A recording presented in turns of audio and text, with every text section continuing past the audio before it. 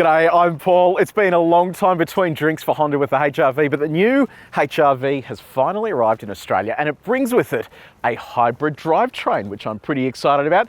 The HEV competes with things like the Mazda CX-3, the Hyundai Kona, the Subaru XV, amongst others in this segment. Today we're checking this one out here. This is the top specification. It's called the HEV L. It's priced at $45,000 drive away, but if that's too expensive, the entire range kicks off at a little over 35 grand drive away. Today we're going to do a detailed review of this car, so if you do want to skip ahead to other parts of the review, you can use the time codes on the screen, or if you're on YouTube, you can scroll down and use the chapters below, and if you haven't done so already, subscribe to our channel and press the bell icon, because that's going to tell you every single time we review a hybrid. Let's talk exterior. So you've got 5 colours to pick from and they're all free of charge, which is good news. What about the design? So Honda has gone, I guess, upmarket with the design. They've kind of tried to appeal to a younger audience, and I think they've really struck that goal because it actually looks pretty cool, and I didn't think I'd ever be saying that about the HRV. So up the front here, you've got a body-coloured grille. You don't really see this often on cars. Normally this whole section is black, but I do like the way they've kept that body coloured. It really works well with the design and it kind of doesn't look out of place. Down the bottom here, you've got some piano black and then a brushed aluminium garnish there as well. Big Honda logo with some blue insignia there for hybrid.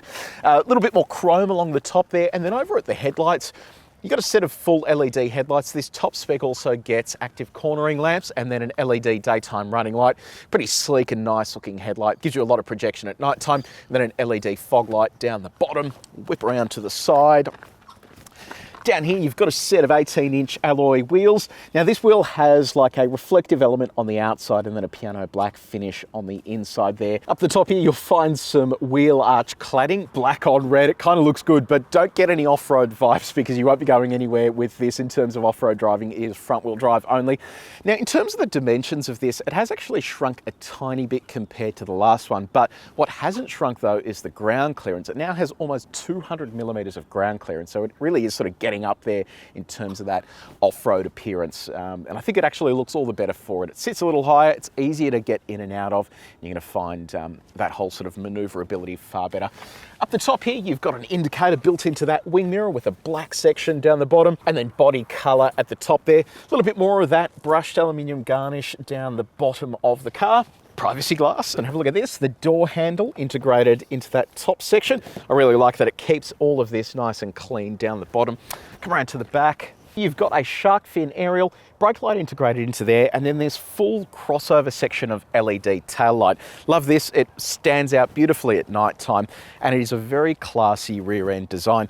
There's that badge, so EHEV, which signifies this is indeed the hybrid version, and then HRV along the back there. A little bit more of that sort of brushed aluminium look down the bottom with some piano black there as well. So let me know what you think about the design. I actually think this looks fantastic and a big step forward over the old HRV.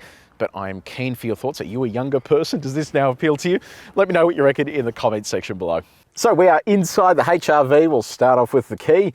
Here it is. So you've got lock, unlock, boot, and then on the back you have the Honda logo. This is a proximity sensing key, so you can leave that in your pocket. Once you're inside, you've got a starter button over here that pulses for you. Okay, let's talk about the design of the interior. Look, this is a huge step forward over the previous generation of the HRV.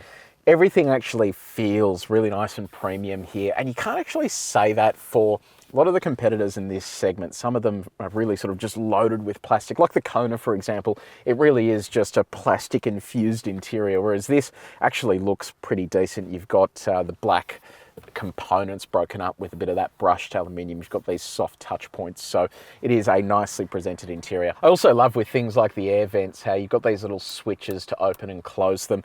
Everything just feels like they've put a little bit more effort in than usual, especially for an SUV in this small SUV segment. What about your touch points though? So that is really nice and soft, and it's soft on the door too. How soft are they? Well, we've got our durometer. We've tested the main surfaces in this cabin. If you want to see how this car compares to others that we've tested before, have a look at the link in the description below. Now, what about your build quality?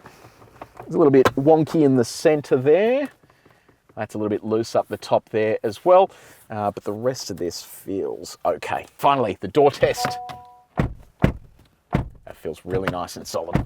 Let's chat about infotainment. So this is a 9-inch infotainment screen. It's a color touchscreen. Then you've got some shortcut buttons on the side, including a volume knob. Thank goodness. I kind of hate it when there's just buttons there for volume. This is just much easier to just turn it up, turn it down as required. So the infotainment system comes with satellite navigation built in, and that includes over-the-air updates. And that means that if there are new maps to be downloaded, it can do that all over the air. You don't need to go back to a dealership to put a memory card in or a CD like they used to have in the olden days. So that is good news. In terms of smartphone mirroring, you have both Apple CarPlay and Android Auto. Apple CarPlay is wireless, which is good to see. Android Auto is wired. I'll show you what Apple CarPlay looks like. Look at that. That is a full screen integration. Tiny bit laggy as you flick through the screens there, but for the most part, that actually looks really good. Nice and sharp as well. It's a very high resolution screen. And this is what Android Auto looks like. So again, full screen integration, nice and quick there for Android Auto. Pretty impressive stuff. Now, on the audio front, you have AM, FM, DAB, plus digital radio, 6-speaker sound system here for the top specification model as well. Really impressed by this infotainment system. It is just simple, easy to use, and comes with all the features you need. So tick, tick, tick. Over ahead of the driver, you have a display over to the left-hand side. So the right-hand side is just an analog speedometer, but on the left-hand side you have a digital display.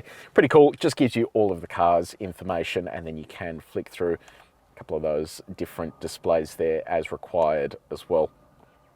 Moving on to safety. So autonomous emergency braking, and the interesting thing is that Honda has moved away from radar-based systems for this safety technology. Instead, they're just using a camera now. So that allows them to do things like lane departure and detection of items ahead of the driver using AI. So pretty advanced system, especially for a car in this segment. In addition to that, you have blind spot monitoring built into that wing mirror, rear cross traffic alert, radar cruise control, a self-steering lane guidance system. Works okay. It has issues with things like roadwork zones where it tends to get a little bit confused. I guess that's the same with a lot of cars that we test, and unfortunately, until there's uniformity in line markings, they're all going to be a little bit confused when you suddenly have just lines randomly going into different places while you're driving. In addition to that, on the parking front, you have both front and rear parking sensors and a reverse view camera. I'll show you what the camera looks like. Here it is there. So look, the quality is okay. It is a little bit soft around the edges there, but you can see we've got our suitcase there. Sorry about the beeping. And then you can clearly read the text there as well. So for the most part, that isn't too bad. Let's talk about your practicality, and we'll start off with connectivity. So no wireless phone charging around here, but you do have 2 USB ports up the front here. They're both USB-A. You also have a 12-volt outlet down the bottom. In terms of storing your phone, you've got a few little knick-knacky spots where you can pop your phone. Plenty of room there without any dramas at all. Now, what about your coffee cup? So it easily lives in there with plenty of room to get it out as well, which is great news. Bottle storage, same story. You pop your bottle in there and there's teeth there to retain it in position. You also have bottle storage inside the door. Curious to see if it'll fit our big bottle. Not in the center there. Not in the door either, but that's okay. You do have a little storage slot here next to the driver's knee for odds and ends. Center console, reasonably sized, not huge, but does the job. And then you have a glove box as well. That's not too bad. You've got plenty of room in there to store your things, even with the car's manual. Let's chat about your comfort. So you have dual zone automatic climate control, heated seats here for your first row. You have a heated steering wheel. And one thing I'll mention as well with the heated seats here on cloth is that it's a little more breathable, so you don't feel sort of insanely hot and sticky all the time. It's actually just far more comforting. It feels like someone's hugging you from behind. In terms of the seats, I actually really like this design. Yes, they are cloth, but I think it is a really cool design. It's sort of, I don't know, looks trendy with these sort of inserts on the side here. Nice bolsters there that hold you in nice and tightly. But manual adjustment for both the driver and front passenger. I would have thought at 45 grand, you'd at least have electric seat adjustment. So a little disappointing there, but the seats are pretty comfy to sit in. In terms of your steering wheel, it offers both tilt and reach adjustment. And then on our reach test, all of this stuff is easy to reach while you're driving. Now, before I jump into the back, I want to show you what Honda calls magic seats, and that's because they actually are pretty magic. So what you can do, you can drop your seats just like you would in any other car, and it creates a flat load floor. I'll show you what that looks like when we do have a look at the boot. But what you can also do is load sideways. So you can whack this up here, and then when you push this down, it locks that into position. Then you can also do the same for this seat. We lift that up and then lock that into position. And then it means you get like this sideways load space where you can put things in. Unfortunately, you have this driveline hump down the center there, but for the most part, this is a whole lot more room than you're gonna get in pretty much any other car on the market. So pretty impressive setup, and you can do one or both, or whatever configuration you want there. So that's pretty cool. Okay, let me hop in. What is our room like? So move that up. Look, it's actually not too bad. So I've got my driver's seat pretty far back. Knee room is good, toe room is great. Headroom, not so great. My head is sort of touching the roof there, but it's actually quite an impressive space when you consider the size of this vehicle. A lot of the other cars in this segment don't actually have anywhere near as much room in the back here as this does right now. In terms of your other creature comforts, you've got mat pockets in the back here. I like this, it's a phone holder. So if you do have your phone charging in the two USB-A ports, you can just load it into there. You've also got air vents as well to keep you nice and cool. In terms of bottle storage, you have a center armrest with two cup holders. No teeth though, so your bottle will move around a little bit. And then you have bottle storage inside the door as well. Now, have you noticed something weird in the back here? There's only 2 seat belts, and that is because this is a 4-seater. I know, it's a little bit ridiculous, a small SUV that only seats 4 people. And that is because there is no top tether point behind this center seat. And with the Australian design rules, you need to have a top tether point for every seat in the second row with a seat belt. And as a result of that, Honda wasn't allowed to sell this in Australia as a 5-seater, and it is just a 4-seater. So I don't know why they couldn't just add a top tether point. I think that would be pretty straightforward. Everyone else seems to do it just fine. So yeah, that is a curious omission, but you do get 2 ISOFIX points in your outboard seats and then 2 top tether points, 1 for each of those outboard seats. And finally, our window test almost goes all the way down, but it is important to note it has auto up and down on the window switch. Let's sort cargo space. So you've got a power tailgate. Whip this open.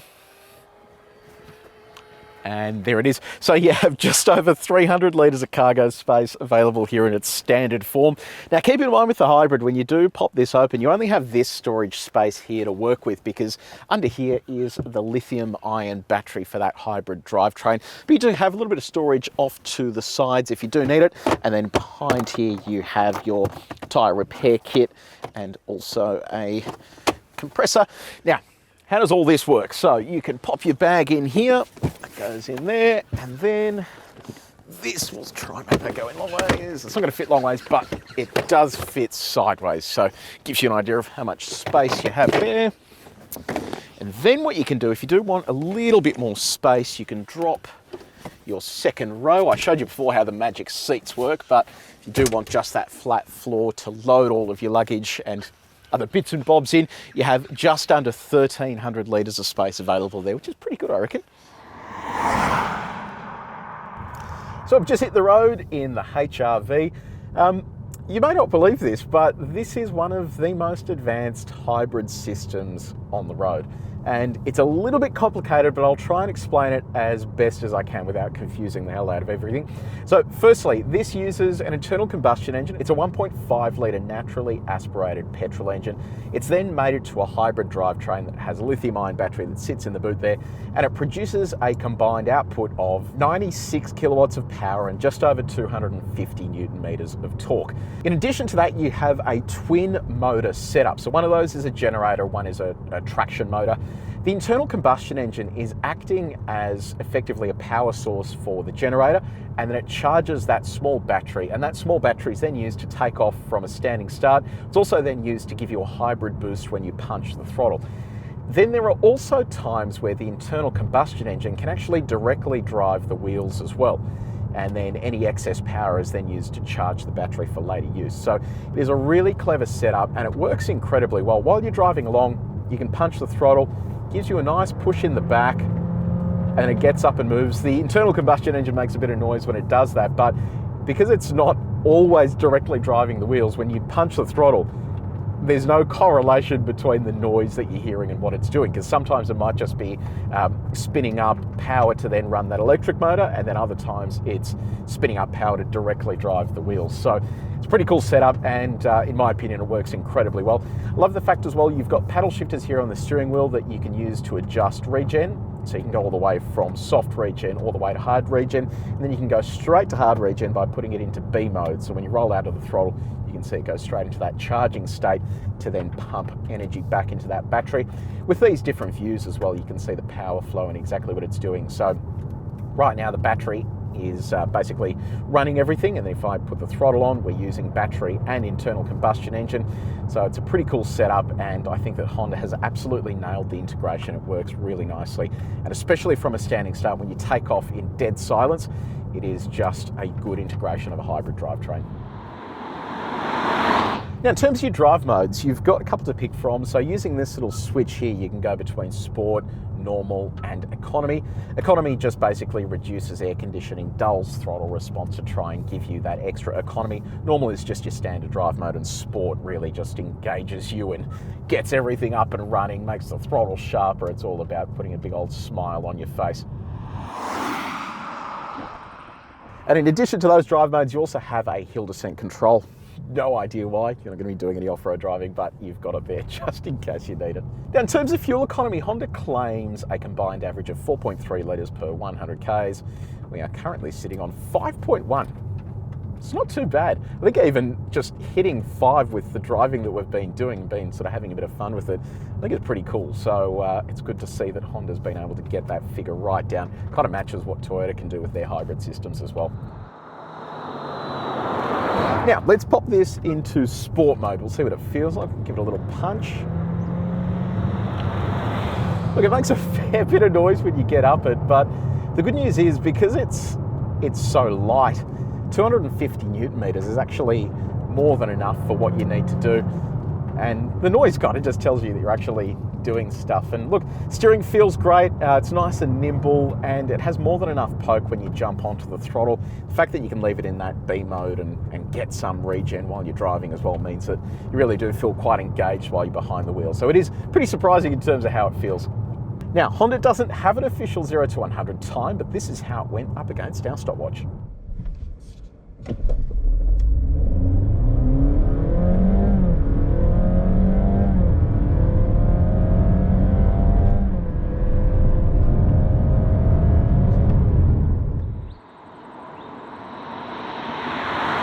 Let's talk visibility. So it's actually not too bad, because you're sitting a little higher. You can clearly see down the front there. The wing mirrors are massive. You get good visibility down the side thanks to the big mirror, but also you get blind spot monitor coverage. Visibility out the back is excellent too. And then in terms of parking, it's pretty straightforward. It's very easy to park at low speeds, especially with the steering. You get plenty of feedback when you are sort of darting through corners, but at low speeds, it's quite light and easy to maneuver. It is also worth pointing out the road noise. So at country road speeds, even at 80 Ks an hour on this coarse chip surface, it is pretty boomy inside the cabin. There's a lot of tyre noise coming into here. As speed picks up to 100 Ks an hour, you're going to get a lot of that. So I just wish they made this chassis a little quieter, especially given how much effort they went to with the hybrid system. It would have just been nice to have just a bit more serenity inside the cabin.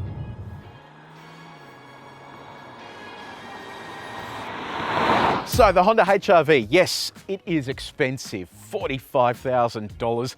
It's pretty much significantly more expensive than the rest of the competitors in the segment.